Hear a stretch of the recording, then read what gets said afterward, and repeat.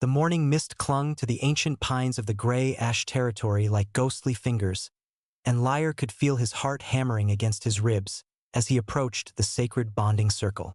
At 23, he had waited longer than most Omegas for his fated mate to emerge, but the healers had assured him that his gift made him special, worth the wait. His ability to heal through touch was rare among werewolves, a blessing that had kept him protected and valued within the pack despite his naturally quiet nature. The other unmated wolves had already gathered in the circular clearing, their excitement and nervous energy creating a symphony of scents that made Lyre's sensitive nose twitch. He wore the traditional white robes of an Omega seeking his mate, the fabric soft against his skin, embroidered with silver threads that caught the early morning light. His dark hair had been braided with small bells that chimed softly with each movement, and his neck bore the temporary marking that showed he was available for bonding. Elder Grimm stood at the center of the circle, his ancient voice carrying across the clearing as he began the ritual words that had been spoken at bonding ceremonies for countless generations. The full moon hung pale in the morning sky, its power still strong enough to amplify the mystical connections between fated pairs. Lyre closed his eyes and let his supernatural senses expand, searching for the pull that would lead him to his destined partner. And then he felt it, a warm golden thread of connection that seemed to wrap around his heart and tug him forward. His eyes snapped open and immediately found Torin across the circle. The Alpha was magnificent, everything Lyre had dreamed his mate would be. Tall and broad-shouldered with sandy brown hair and eyes like molten amber, Torin commanded attention wherever he went. He was the son of the pack's second-in-command, a warrior who had proven himself in countless battles, and now, apparently, Lyre's fated mate. Torin's nostrils flared as he caught Lyre's scent, and for a moment their eyes met across the circle. Lyre felt the bond snap into place like a key turning in a lock, golden light visible only to them stretching between their souls. This was it. This was what he had been waiting for his entire life. He took a step forward, then another, his bare feet silent on the soft grass. But instead of moving to meet him, Torin's expression hardened. The Alpha's jaw clenched and his hands curled into fists at his sides. When he spoke, his voice carried clearly across the circle, loud enough for every wolf present to hear. "I reject this bond." The words hit Lyre like a physical blow, stopping him mid-step. Around the circle, gasps and murmurs rose from the other wolves. Rejections were not unheard of, but they were rare and always traumatic for both parties involved. "Torin," Elder Grimm's voice held a warning. "The moon goddess has chosen. You cannot simply reject what fate has decreed." "I can and I will," Torin replied, his alpha authority making his voice boom across the clearing. "An Omega is not my equal. I will not bind my life to a plaything that reeks of weakness. The pack needs strength, not some delicate flower who faints at the first sign of trouble." Each word was like a dagger to Lyre's heart. He felt the golden thread of their bond trembling, beginning to fray under the force of Torin's rejection. Tears began to blur his vision as the Alpha continued his cruel assessment. "Look at him," Torin gestured dismissively in Lyre's direction. "He's already crying. What use is a mate who breaks at the first harsh word? What kind of children would we produce? Weak Omegas who bring shame to our bloodline." The bond between them shattered like spun glass, sending waves of agony through Lyre's entire being. He fell to his knees in the soft grass, his hands clutching at his chest as if he could hold the pieces of his heart together through sheer will. The pain was indescribable, like someone had reached into his soul and torn away half of what made him whole. "The rejection is witnessed," Elder Grimm said solemnly, though disapproval was clear in his ancient voice. "The bond is severed. May the moon goddess have mercy on both your souls." Lyre barely heard the words through the roaring in his ears. Around him, the other bonding ceremonies continued as if nothing had happened, other wolves finding their destined partners and celebrating their unions. But he remained on his knees in the grass, broken and bleeding inside, while Torin walked away without a backward glance. The aftermath of the rejection was swift and merciless. By pack law, an Omega who had been rejected by their fated mate was considered cursed, a bad omen that could bring misfortune to the entire pack. Within hours, the pack council had convened an emergency meeting to decide Liar's fate. "You have brought shame upon yourself and dishonor upon your bloodline," pack leader Aldrich declared, his voice echoing through the council chambers. "The very sight of you reminds us all of weakness, of failure. You are no longer welcome in Grey Ash territory." They stripped him of his pack name first. He was no longer Liar of the Grey Ash, heir to a respected healing family. He was simply Liar, unclaimed and unwanted. Then they came for his possessions, the small cabin on the outskirts of pack territory that had been his sanctuary. He watched from a distance as they set it ablaze, the flames consuming everything he owned, every memory of the life he had built. The physical marking on his neck, the temporary symbol that had shown his availability for bonding, was roughly torn away, leaving raw wounds that would scar. The pain was nothing compared to the emotional agony of watching his entire world crumble around him. His family, once proud of their son's healing gift, now refused to meet his eyes. His friends crossed the street to avoid him, fearing that association with a rejected Omega would mark them as undesirable. Even his own parents, when he approached their home for the last time, turned him away at the door. "You are no son of ours," his father said, the words cutting deeper than any physical wound. "Leave this place and never return." And so Liar found himself alone in the world for the first time in his life. With nothing but the clothes on his back and a small pouch of coins that a sympathetic elder had secretly given him, he walked away from the only home he had ever known. The rain began to fall as he reached the edge of pack territory, soaking through his thin clothing and mixing with the tears on his cheeks. The forests of Stigma were known as the Forgotten Lands, a wild place where exiles and outcasts went when they had nowhere else to turn. Ancient trees stretched toward the sky like gnarled fingers, their branches so thick and interwoven that they blocked out most of the sunlight even at midday. Strange creatures lived in these depths, things that had once been human or wolf but had been changed by old magic and isolation. For weeks, Liar struggled to survive in this hostile environment. He ate whatever he could forage, roots and berries and the occasional small animal he managed to catch. His healing gift, once a source of pride and purpose, had abandoned him entirely. He was too weak, too emotionally shattered to channel the power that had once flowed through him as naturally as breathing. Sleep brought no relief, only nightmares where he relived the rejection over and over again. Sometimes he dreamed that Torin had accepted the bond, that they had built a life together filled with love and children. He would wake from these dreams sobbing, the contrast between fantasy and reality too painful to bear. The constant stress and poor nutrition took their toll on his body. His clothes hung loose on his diminished frame, and dark circles shadowed his eyes. He knew he was dying slowly, wasting away from heartbreak and despair, but he couldn't seem to find the will to fight for survival. It was on one of his worst days, when he had collapsed beside a stream and was seriously considering letting himself slip beneath the water's surface, that the slave traders found him. 3 rough-looking men with predatory smiles and chains that clinked ominously as they moved. "Well, well," the leader said, his voice gravelly with years of shouting orders. "What have we here?" "A pretty little Omega, all alone in the big bad woods." Liar tried to run, but his weakened body couldn't carry him far. They caught him easily, binding his hands and feet with iron shackles that burned against his supernatural skin.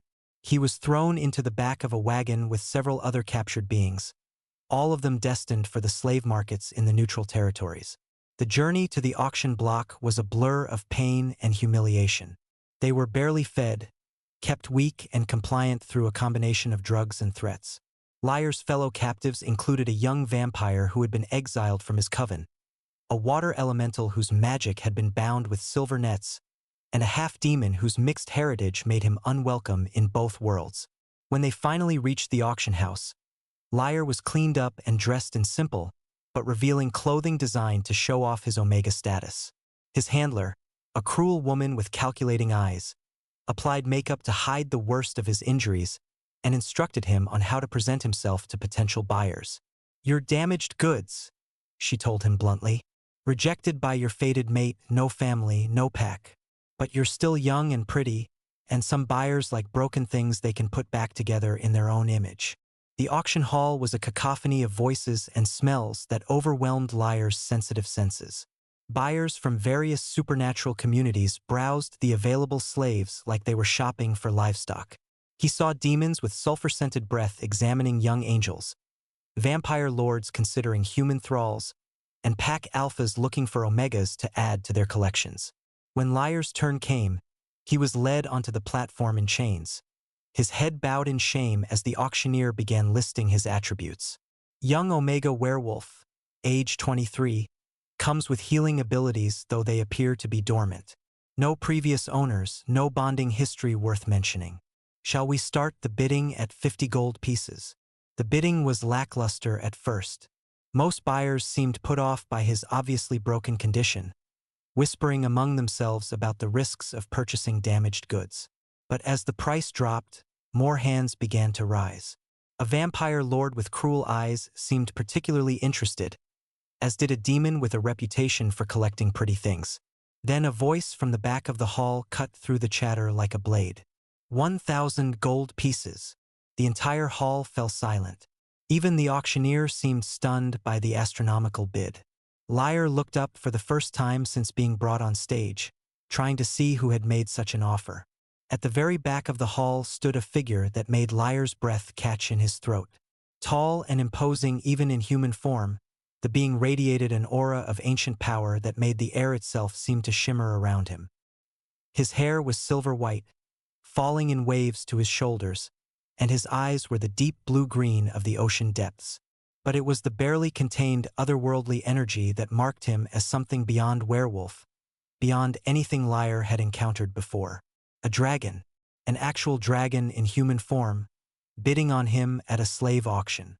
Going once, going twice, sold to the gentleman in the back, the auctioneer called out, his voice slightly shaky.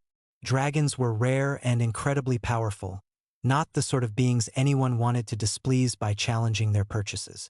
Liar was led off the platform in a daze, his chains transferred to his new owner's hands. Up close, the dragon was even more intimidating. He towered over Liar by at least a foot, his presence filling the space around them with barely restrained power. But when he spoke, his voice was surprisingly gentle. "My name is Rhaegar, he said, his accent carrying hints of languages older than civilization. But you may call me Rag. You belong to me now, but I am not cruel to those in my care. Follow me and do not attempt to run. The journey to my home is long, and these lands are not safe for lone wolves." The journey to Rag's mountain stronghold took 3 days, traveling through increasingly wild and desolate terrain. The dragon had purchased a horse for the trip, but he walked alongside it while Liar rode, his supernatural endurance making the pace easy for him to maintain. They spoke little during the days of travel, but Rag proved to be considerate in small ways, ensuring Liar had enough food and water, and making sure he was warm at night when they made camp. On the 3rd evening, they began to climb into the mountains proper, following a narrow path that wound through peaks shrouded in perpetual mist. The air grew thin and cold, and Liar found himself grateful for the thick cloak Rag had provided him. Just as the sun was beginning to set, they crested a ridge and Liar got his first glimpse of his new home. The Castle of Winds was built into the mountainside itself, its towers and walls carved from the living rock. It was both beautiful and intimidating, a structure that spoke of incredible age and power. Warm light glowed from the windows, and Liar could see gardens and courtyards built into terraced ledges on the mountain face. "Welcome to your new home," Rag said, his voice carrying a note of pride. "It is isolated but safe. Here you will be protected from those who would harm you." Inside, the castle was warm and surprisingly comfortable. The walls were lined with books and artifacts from across the known world, and fires crackled in hearths carved from volcanic stone. Rag led him through corridors decorated with tapestries and art that spoke of centuries of collection, finally stopping at a suite of rooms on the 3rd floor. "These will be your quarters," Rag explained, opening the door to reveal a bedroom, sitting area, and small workspace. The rooms were simply but comfortably furnished, with a large bed covered in soft furs, a desk by the window, and shelves lined with books. You are free to move about the castle as you wish, but I ask that you do not venture onto the battlements alone. The winds here can be treacherous.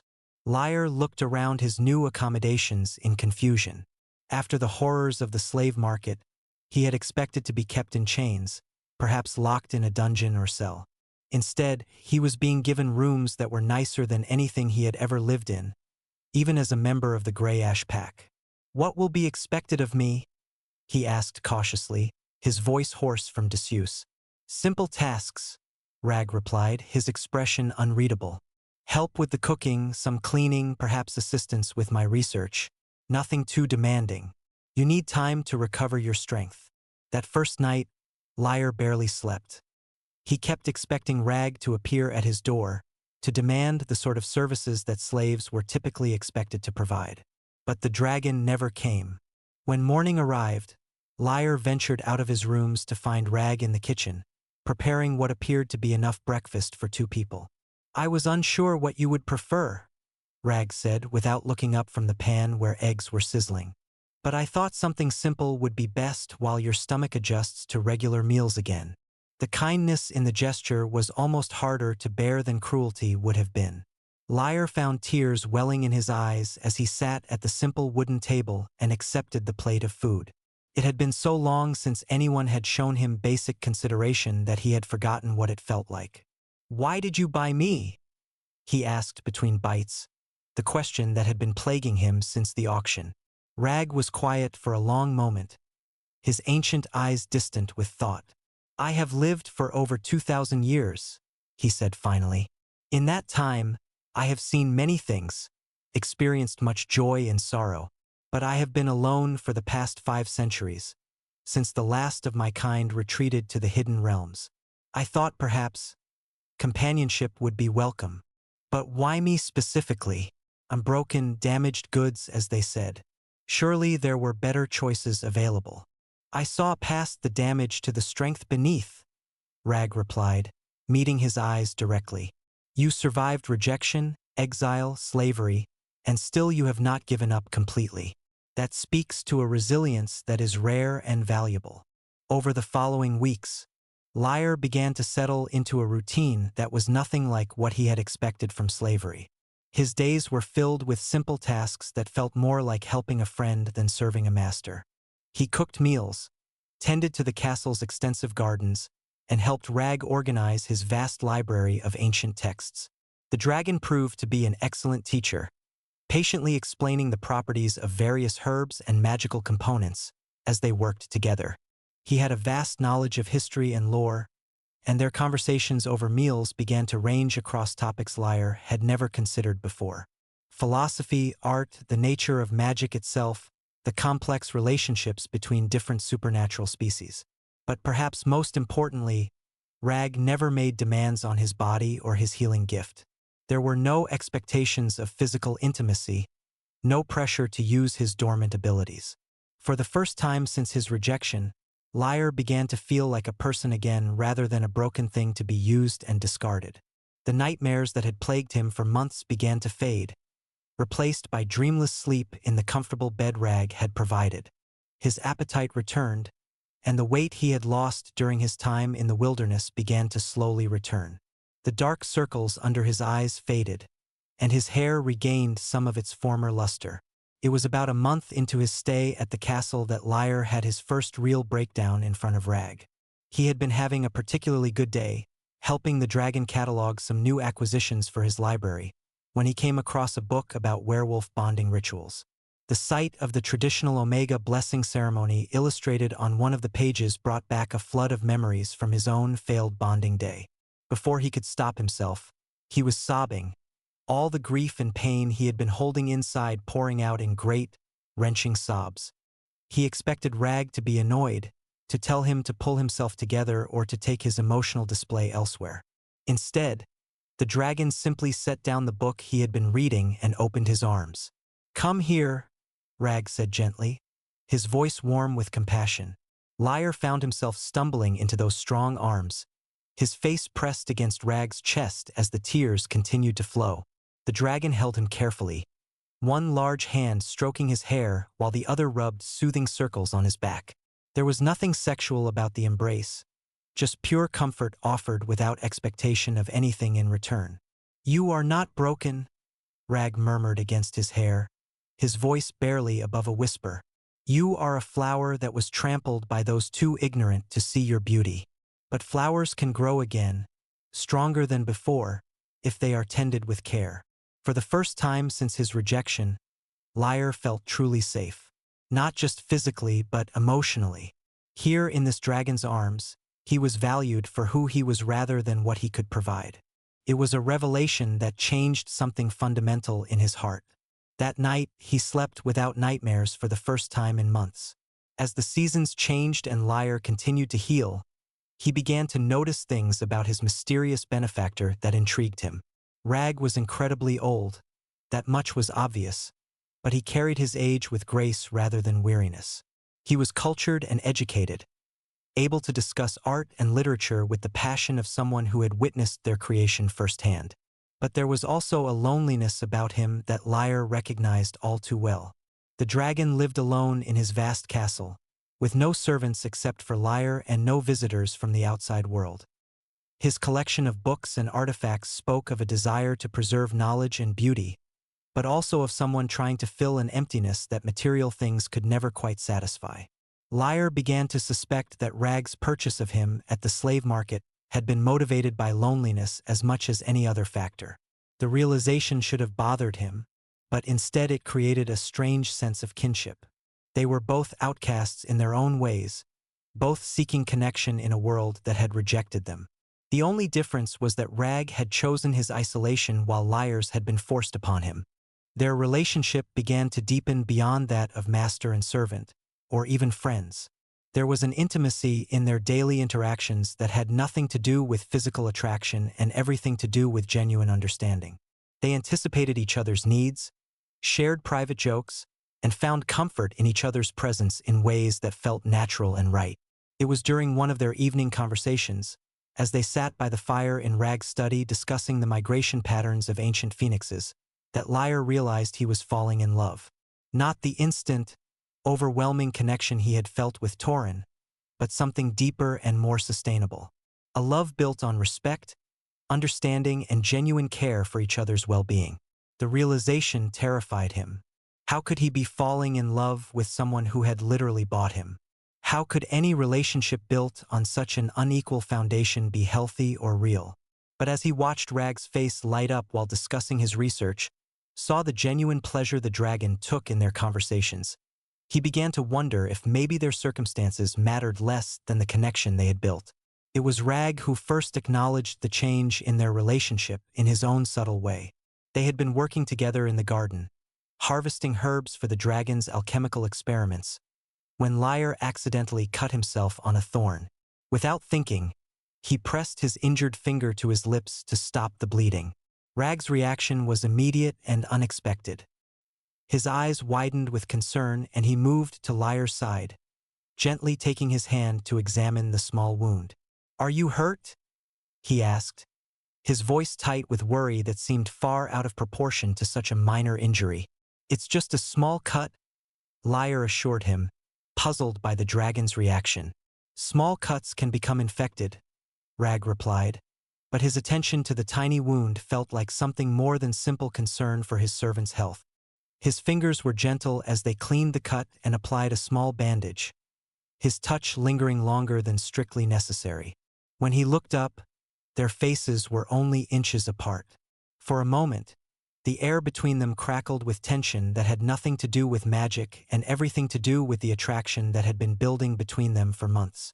Lyre found himself leaning forward slightly, his lips parting in unconscious invitation. But Rag pulled back, his expression conflicted. "I'm sorry," he said, his voice rough with emotion. "I shouldn't. You're in my care, under my protection.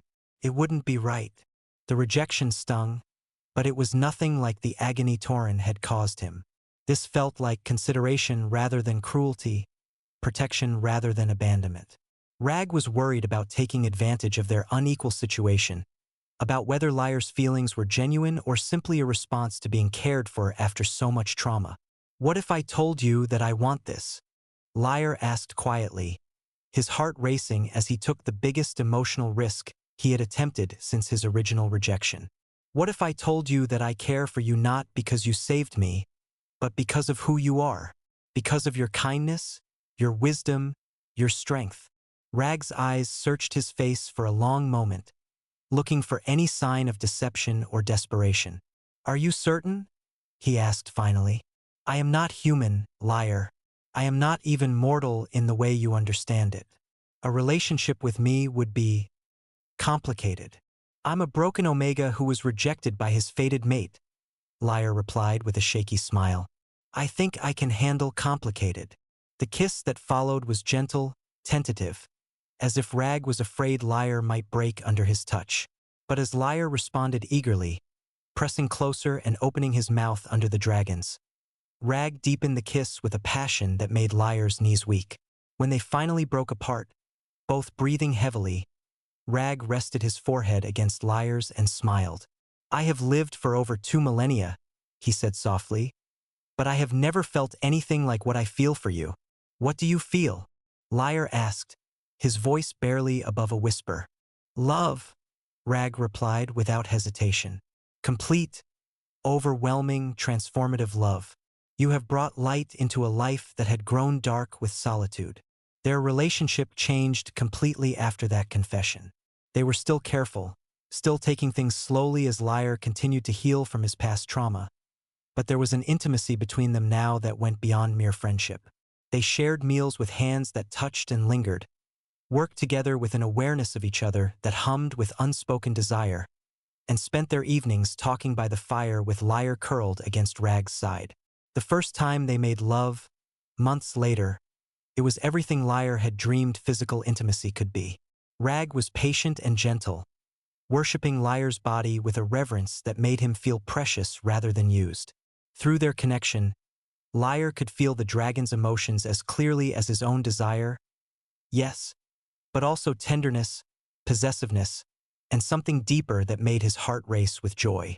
Mine, Rag whispered against his throat as he moved within him, his voice rough with feeling. My Omega, my heart, my choice. Yours, Liar agreed, arching beneath him as pleasure built to impossible heights. Always yours. It was during their lovemaking that Liar's healing gift finally returned. As their bodies moved together in perfect harmony, as their hearts beat in synchronization, he felt the familiar warm tingling in his hands that signaled his power awakening. But this time it was different, stronger, enhanced by the love and trust between them. Without conscious thought, he placed his hands on Rag's chest and let the power flow. The dragon gasped in surprise and pleasure as Liar's magic washed over him, healing old wounds and scars that had marked his body for centuries. But more than that, it seemed to heal something deeper, some ancient hurt that had been carried in his heart for far too long. Afterward, as they lay entwined in the afterglow, Rag traced lazy patterns on Liar's bare skin with fingertips that trembled slightly. Your gift, he said wonderingly. It's returned. It's different now, Liar replied, marveling at the way the power hummed just beneath his skin. Ready to be called upon but no longer painful or overwhelming. Stronger but more controlled, like it's been refined somehow. Love does that, Rag said, pressing a soft kiss to the top of his head. It transforms everything it touches, makes it better than it was before. For several months, they lived in perfect happiness in their mountain fortress. Liar's days were filled with purpose as he helped Rag with his research and experiments, his healing gift proving invaluable in preserving ancient artifacts and texts. His nights were filled with love and passion as he and Rag explored the depths of their connection, both physical and emotional. But their peaceful existence was not destined to last. The outside world, which they had both been content to ignore, was about to intrude on their happiness in the most violent way possible. It began with strange dreams that plagued Liar's sleep, visions of his old pack and the territory he had been exiled from. In these dreams, he saw gray ash warriors preparing for battle, their weapons gleaming in the moonlight as they sharpened blades and strung bows. He saw Torin, now the pack's official alpha after his father's death in a hunting accident, standing before a war council and speaking words that made Liar's blood run cold. "The dragon has taken what belongs to us," Torin declared, his voice carrying the authority of absolute leadership. "An omega of our blood, stolen from our territory and corrupted by his influence. This cannot be allowed to stand." When Lyre woke from these dreams, he was covered in cold sweat and trembling with fear. At first, he told himself they were just nightmares brought on by stress and the lingering trauma of his rejection. But as the dreams became more frequent and more detailed, he began to suspect they might be something more than mere figments of his imagination. Dragons were known to have prophetic abilities, and it was possible that some of Rag's power had transferred to him through their intimate connection. The thought that his old pack might actually be planning to attack the castle filled him with dread, not for himself but for Rag. The dragon was powerful, but he was just one being against an entire pack of werewolves bent on war. When he finally confided his fears to Rag, the dragon's reaction was swift and decisive. His ancient eyes hardened with anger that Lyre had rarely seen before, and the temperature in the room seemed to rise several degrees as his power responded to his emotions. "They dare to threaten what is mine?" Rag's voice carried undertones of power that made the very air vibrate around them. "They rejected you, cast you out, left you to die alone in the wilderness. And now they claim you belong to them. Maybe we should leave," Lyre suggested, his heart racing with fear for his beloved's safety. "Find somewhere else to go, somewhere they can't follow." "No," Rag said firmly, his arm tightening around Lyre's waist in a gesture that was both protective and possessive. "I will not be driven from my home by a pack of ignorant wolves who don't understand what they're dealing with. This is our territory, our sanctuary. If they want a war, they'll have one." The attack came 3 days later, just as Lyre's dreams had predicted. He woke to the sound of howling echoing off the mountain peaks, a sound that made his blood run cold with recognition. The Grey Ash Pack had found them, and they had brought what sounded like half the supernatural community with them. From the castle's battlements, Lyre could see fires burning in the valley below as the invading force made camp. There were far more of them than he had expected, not just his old pack but allied groups of werewolves, vampires, and even some humans who specialized in hunting supernatural beings. It seemed Torin had convinced others that a dragon living openly in neutral territory posed a threat to the established order. "How many?" Rag asked, his voice calm despite the danger they faced. "At least 200, Lyre replied, his enhanced vision allowing him to count the individual campfires. "Maybe more. They've brought siege equipment, weapons designed to penetrate dragon scales." Rag nodded grimly, his tactical mind already working on defensive strategies. "The castle's wards will hold them off for a while, but not indefinitely. If they're truly determined to breach our defenses, they'll find a way eventually." "This is my fault," Lyre said, guilt and self-recrimination making his voice thick with emotion. "If I hadn't come here, if you hadn't bought me, none of this would be happening." "Stop," Rag commanded, turning to face him with eyes that blazed with inner fire. "You are not responsible for their ignorance and hatred. You are not to blame for their inability to accept that you found happiness outside their narrow definitions of acceptable behavior." The siege began at dawn, with the attackers testing the castle's magical defenses with coordinated strikes. Rag's wards held firm, deflecting arrows and magical attacks with ease, but Lyre could see the strain the constant assault was placing on his beloved. Maintaining such powerful protective magic required enormous amounts of energy, and even a dragon's reserves were not infinite. As the day wore on, cracks began to appear in the defensive barriers. Small at first, hairline fractures that sealed themselves almost immediately, but growing larger and more persistent with each wave of attacks. It was clear that the invaders' strategy was one of attrition, wearing down the castle's defenses through sheer persistence rather than raw power. That night, as they prepared for another day of siege, Torin's voice echoed off the mountain walls, amplified by some kind of magical enhancement so that it could be heard clearly within the castle. "Lyre of no name," the Alpha called out, using the designation that marked him as packless and worthless. "I know you can hear me. This ends now. Come out of your hiding place and face the judgment you deserve for betraying your own kind." Liar felt his hands clench into fists at the sound of his former, fated mate's voice. The pain of rejection had faded over the months of healing and love, but hearing Torin speak still brought back echoes of that original anguish. "You were cast out for good reason," Torin continued, his voice carrying clearly through the thin mountain air. "You were weak, worthless, a burden on the pack. But even in exile you found ways to bring shame on the Grey Ash name. Consorting with dragons, practicing unnatural magic, turning your back on everything our people stand for. He's trying to provoke you," Rags said quietly, his hand resting on Liar's shoulder in a gesture of support. "Don't let his words affect you. You know what you are now, what you're capable of. His opinion means nothing." But Torin wasn't finished. "And you, dragon," he called out, shifting his attention to Rag. "You think you can steal what belongs to us and face no consequences? That Omega carries Grey Ash blood, was born on Grey Ash territory, raised by Grey Ash wolves. By the ancient laws, he belongs to us, not to some ancient monster playing at civilization." The insult to Rag made Liar's anger flare brighter than any personal attack could have. How dare Torin speak to his beloved with such disrespect? How dare he reduce their love to simple theft and possession?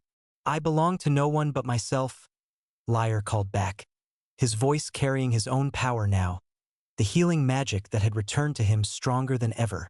"And I choose to give myself to someone who values me for who I am, not what I can provide."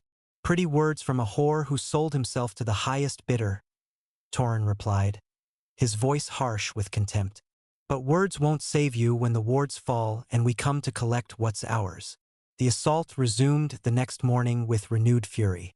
It seemed that their exchange of words had only strengthened the attackers' resolve to breach the castle's defenses.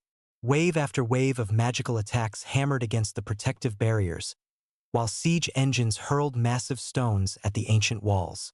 Rag fought with the desperation of someone defending not just his home but his heart.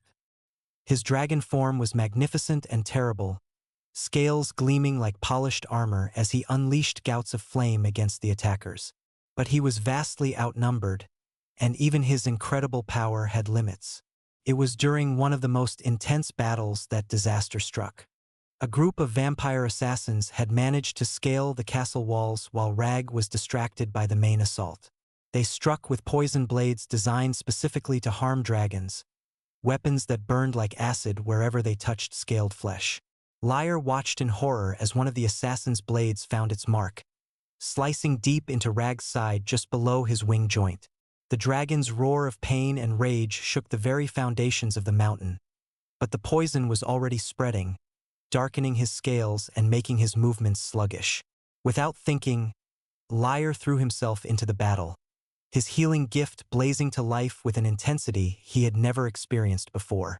He pressed his hands against Rag's wound, pouring every ounce of his power into neutralizing the poison and healing the damage. The magic flowed out of him like a river, far more than he had ever channeled before. The healing worked, but at a terrible cost. The effort of saving Rag's life drained Liar completely, leaving him collapsed and unconscious on the stone floor of the castle's main hall. The last thing he remembered was Rag's voice calling his name, filled with fear and desperate love. When he finally regained consciousness 3 days later, the first thing he noticed was that something fundamental had changed within him. His body felt different, stronger, as if his very essence had been transformed by the massive expenditure of magical energy. When he looked at his reflection in the polished surface of a nearby shield, he gasped in shock. His eyes, once the warm brown of his werewolf heritage, now held flecks of the same deep blue-green as Rag's dragon gaze. His hair, formerly plain dark brown, now shimmered with silver highlights that caught the light like precious metal. Most surprisingly, faint scale-like patterns had appeared along his arms and shoulders, not quite dragon scales but something that spoke of a fundamental change in his supernatural nature. "You're awake." Rag's voice came from beside the bed, filled with relief and wonder. "I was beginning to fear you might never return to me." "What happened to me?" Liar asked, sitting up carefully and examining his transformed appearance. "I look different, feel different. You saved my life, Rag replied, his hand gentle as it cupped Lyre's cheek. But in doing so, you channeled more power than any Omega should be able to handle. The magic had to go somewhere, had to change something to accommodate that level of energy. Am I still a werewolf? You're something new, Rag said wonderingly. Something that has never existed before. The first true hybrid of werewolf and dragon. Bound not by blood, but by love and magic working in perfect harmony. The implications of his transformation were staggering, but before Lyre could fully process what had happened to him, he remembered the battle that had been raging around them. The siege, he said urgently, trying to stand. The attackers, what happened to them? Gone, Rag replied, his expression grim but satisfied. When they saw what you had become, what your sacrifice had created, many of them lost their appetite for battle. Those who remained faced the combined power of a dragon and his transformed mate. The odds were no longer in their favor. Did anyone die? Some, Rag admitted, but fewer than there might have been. Your transformation seemed to shock them into reconsidering their position. It's one thing to attack a dragon who has stolen an Omega, quite another to face a bonded pair whose love has literally rewritten the laws of supernatural nature. Over the following weeks, as Lyre adjusted to his new hybrid nature, they began to understand the full extent of what had happened.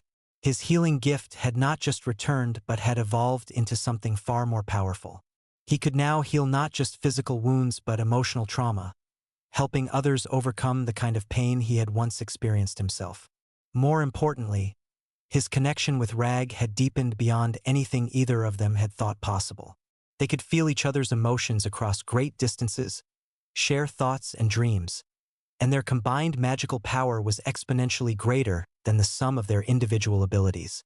Word of their unique bond spread quickly through the supernatural community. Some saw it as an abomination, a violation of the natural order that separated different species. But others viewed it as a sign of hope, proof that love could transcend any boundary, overcome any obstacle. They began to receive visitors at the castle, not invaders this time, but those seeking help and guidance. Rejected Omegas who had heard about Lyre's transformation and wanted to know if they too could find happiness after abandonment. Dragons who had lived in isolation for centuries and were curious about the possibility of bonding with other species. Half-bloods and outcasts of every description who saw in their relationship a model for their own acceptance. We should formalize this, Lyre suggested one evening as they sat together in Rag's study, reading letters from beings across the known world who had asked for their help.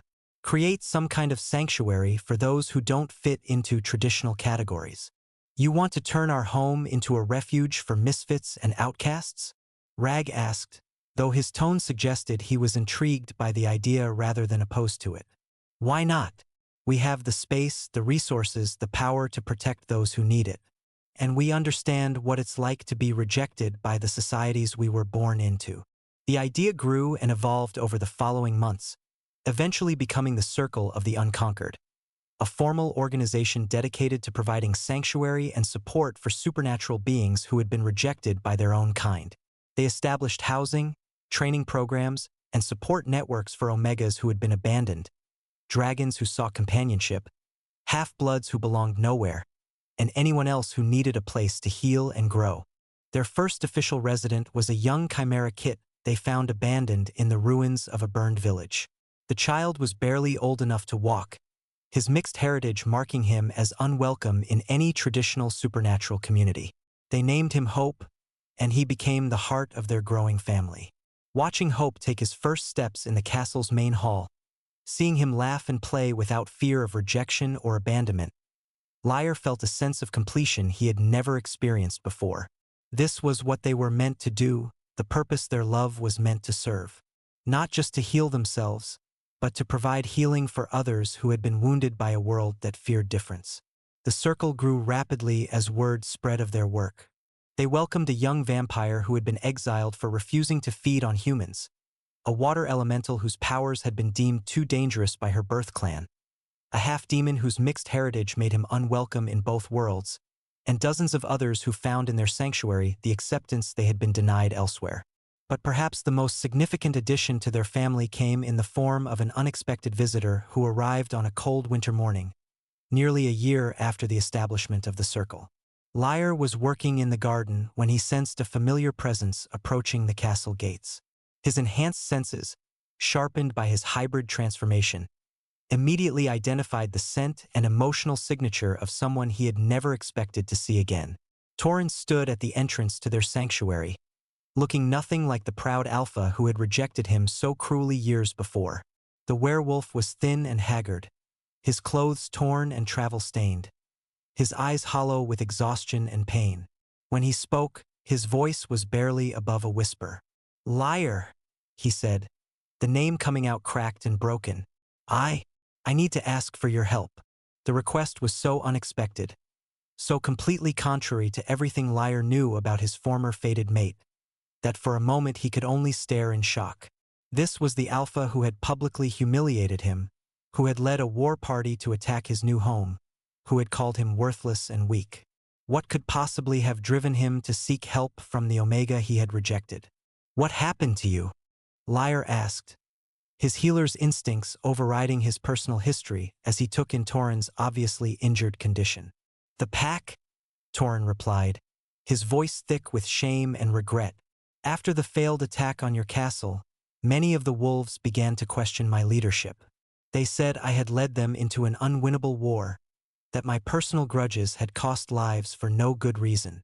He paused, his hands trembling as he continued. "There was a challenge to my authority. Multiple challenges, actually. When I lost the final one, I was exiled, cast out just as you were, marked as unworthy to lead." The irony was not lost on Lyre. The alpha who had rejected him for being weak had himself been rejected for weakness, cast out by the same pack that had once followed him without question. "I've been wandering for months," Torren continued, his voice growing even quieter, "trying to find somewhere to belong, someone who would accept me. But word of what I did to you has spread. No pack will take me in, no alpha will grant me sanctuary. I'm completely alone." "And you came here?" Lyre said, his tone carefully neutral despite the complex emotions swirling in his chest. "I know I have no right to ask for your help," Torren said, his voice breaking completely. "I know I don't deserve your forgiveness or your kindness. But I heard about the circle, about the sanctuary you've created for outcasts. I thought maybe—" He trailed off, unable to finish the sentence, but the hope in his eyes was unmistakable. The proud alpha who had once declared Lyre unworthy was now begging for the same mercy he had been denied. Lyre stood silent for a long moment, processing the request and his own feelings about it. Part of him wanted to turn Torren away, to let him experience the same rejection and abandonment he had once inflicted. It would be justice, a perfect reversal of their original roles. But as he looked at the broken wolf before him, he realized that revenge held no appeal for him. The pain of rejection had long since healed, replaced by a love and happiness he had never imagined possible. Torren's suffering brought him no joy, only a sadness that anyone should have to experience the agony of exile. "The Circle's mission is to provide sanctuary for all who need it," he said finally, his voice gentle but firm, "regardless of their past actions or the circumstances that brought them to us. If you're truly seeking help, seeking to change, then you're welcome here." The relief in Torren's eyes was so profound that Lyre felt his own throat tighten with emotion. "Thank you," the former alpha whispered, tears streaming down his cheeks. "I don't deserve this kindness, but I'm grateful for it." "Kindness isn't about deserving," Lyre replied, stepping forward to help support Torren's swaying form. "It's about choosing to break cycles of pain instead of perpetuating them." Integrating Torren into the circle was challenging for everyone involved. Many of the residents had been victims of alpha cruelty and were understandably nervous about accepting a former pack leader into their sanctuary. But Lyre's transformation had given him an almost supernatural ability to sense genuine remorse and desire for change, and he could feel that Torren's repentance was real. The former alpha threw himself into the work of the circle with the dedication of someone trying to atone for past sins. He helped with construction projects, worked in the gardens, and gradually began to earn the trust of the other residents through his actions rather than his words.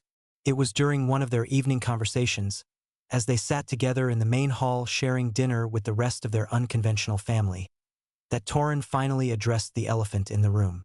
"I need to apologize," he said, his voice carrying clearly through the warm space.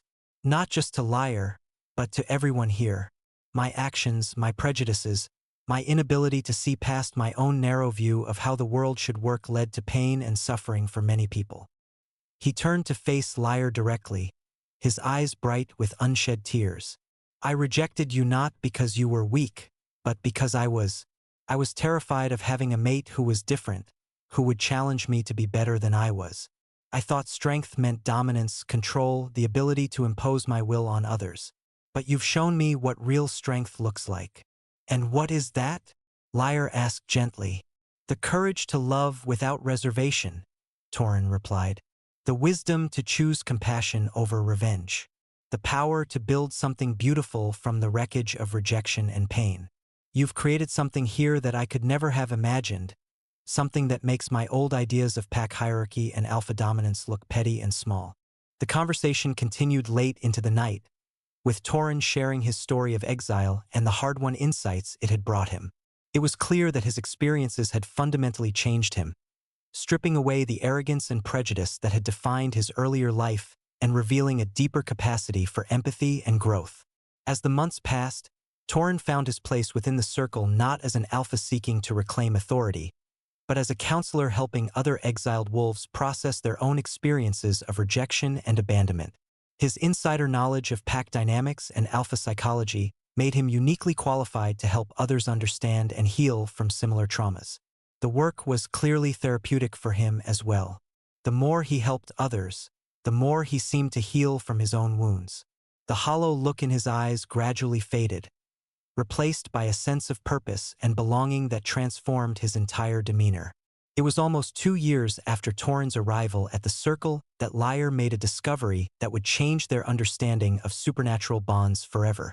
He was working in his private study, reviewing case files of residents who had requested help with trauma counseling, when he noticed a pattern in his own emotional responses.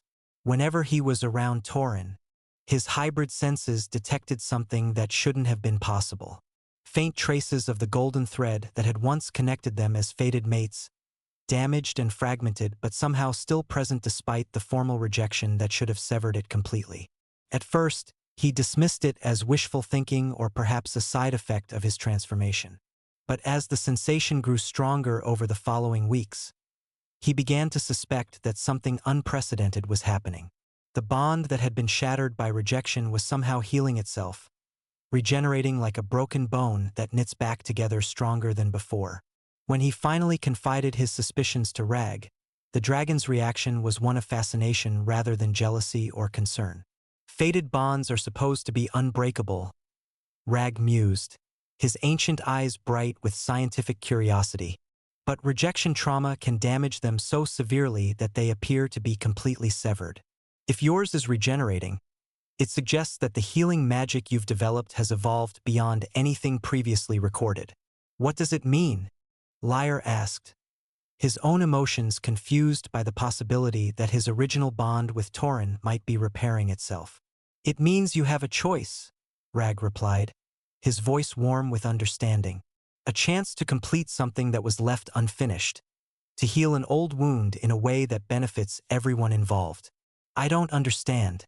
I love you, Rag. That hasn't changed." "I know," the dragon said, pulling him into a gentle embrace. "And I love you completely. But love doesn't have to be exclusive to be meaningful.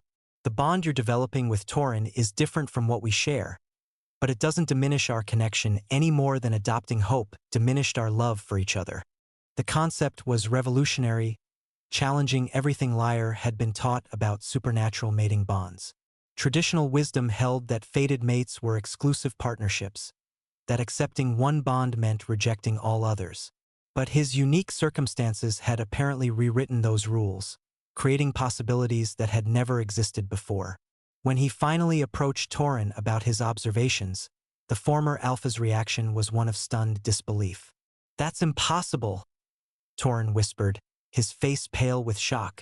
I rejected you. Publicly, completely, irrevocably. The bond was broken. Broken, yes, Liar agreed, but apparently not beyond repair. My healing abilities have evolved since my transformation, and it seems they're capable of mending even the most severe emotional wounds. But why would you want to? Torin asked, his voice thick with shame and confusion. After everything I put you through, why would you choose to rebuild a connection with me? Liar considered the question carefully before answering. Because I've learned that healing isn't just about fixing what's broken. It's about creating something better from the pieces that remain. You're not the same person who rejected me, and I'm not the same Omega who was rejected. Maybe what we could build together now would be something entirely new. The process of rebuilding their bond was gradual and careful, undertaken with the full knowledge and support of Rag and the entire Circle community. It was unlike anything that had ever been attempted before, a conscious choice to reconstruct a supernatural connection that had been destroyed by cruelty and neglect. As the golden thread between them grew stronger, Liar found himself experiencing emotions and sensations he had never expected to feel again. But they were different now, tempered by wisdom and maturity, free from the desperate neediness that had characterized his original feelings for Torin.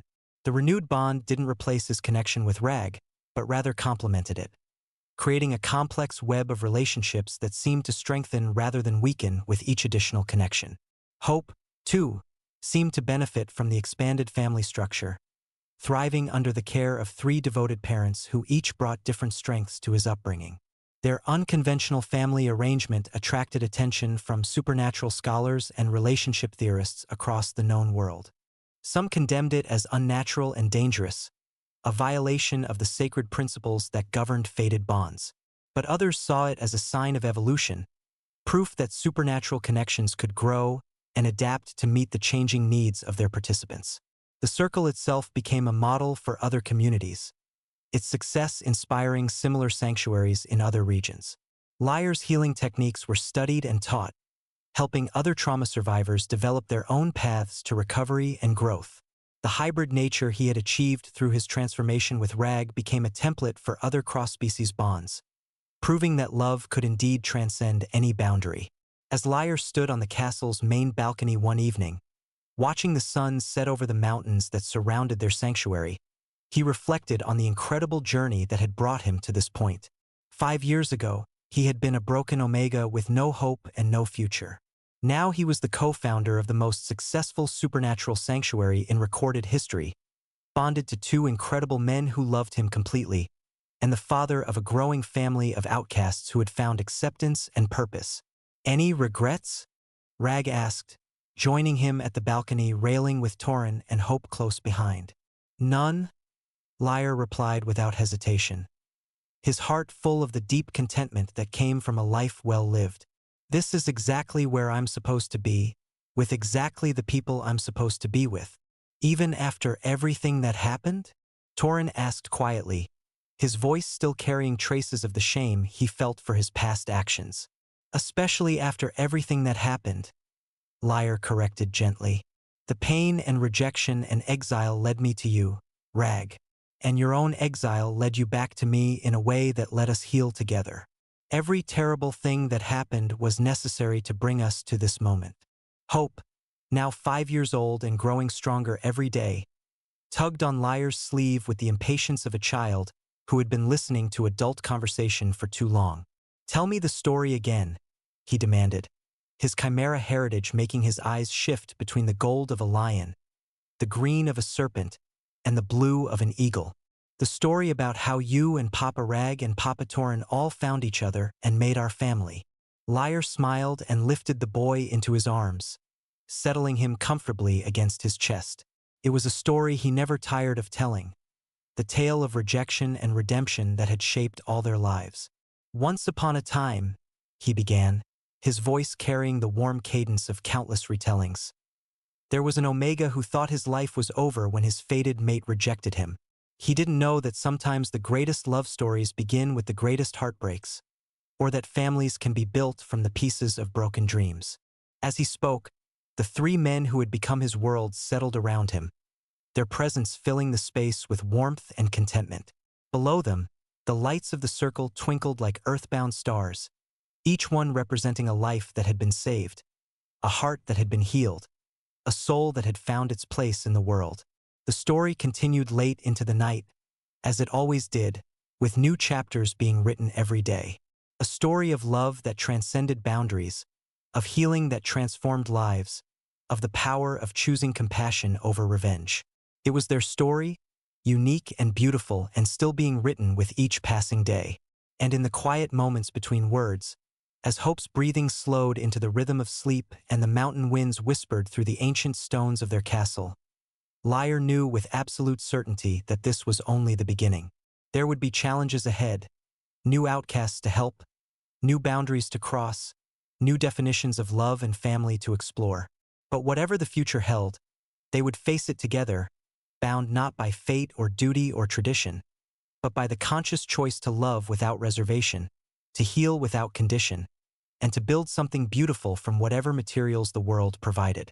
Their love story had become something larger than any of them could have imagined, a beacon of hope for anyone who had ever been told they didn't belong, that they weren't worthy of love, that their differences made them dangerous or wrong. They had proven that every rejection could become a redirection, every ending could become a new beginning, and every broken heart could be rebuilt into something stronger and more beautiful than what came before. As the stars emerged in the darkening sky above their mountain sanctuary, Lyre closed his eyes and sent up a silent prayer of gratitude to whatever forces had guided him through the darkness and into the light. He had been given more than he had ever dared to dream, and he would spend the rest of his life making sure that others could find the same healing, the same hope, the same transcendent love that had transformed his world. The circle of the unconquered would continue to grow, their story would continue to inspire, and their love would continue to prove that in a world full of artificial boundaries and arbitrary rules, the only thing that truly mattered was the courage to choose connection over isolation, forgiveness over revenge, and love over fear.